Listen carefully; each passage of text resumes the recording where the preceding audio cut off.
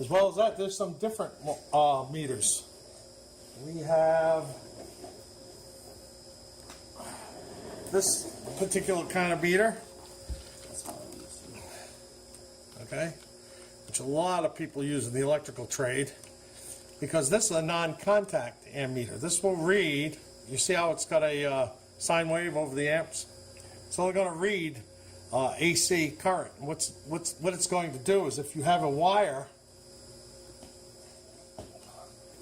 a single wire, I'm going to get over here, okay?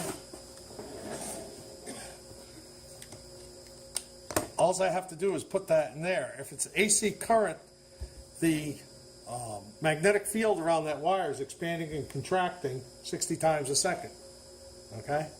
And the strength of that magnetic field varies with the current flow, so this thing can tell you how much current's going through that without actually having to take the wire apart and put the ammeter in series. So this is an inductive ammeter.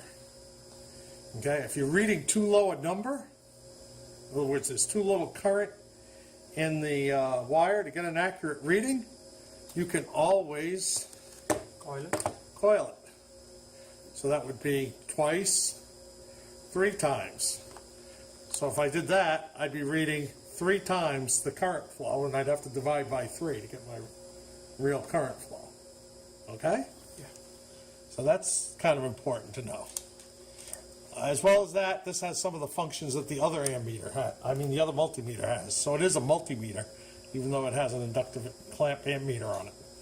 And that's, again, ohms. This has volts DC, volts AC. Okay? So it doesn't have as many options as that meter. Okay? One of the things about this meter is we only have volts here. I prefer a meter with millivolts for a lot of the work we do. Okay? So, again, meters vary with what specialty you're involved with in the trade. Okay? Any questions on that? About that reading volts. If you change the range to a smaller number, as in move the decimal place to the left side, will it be reading smaller doses of voltage? Yes, to an extent, but if it doesn't have a millivolt selection on it, odds are it's not very accurate at small voltages. Okay?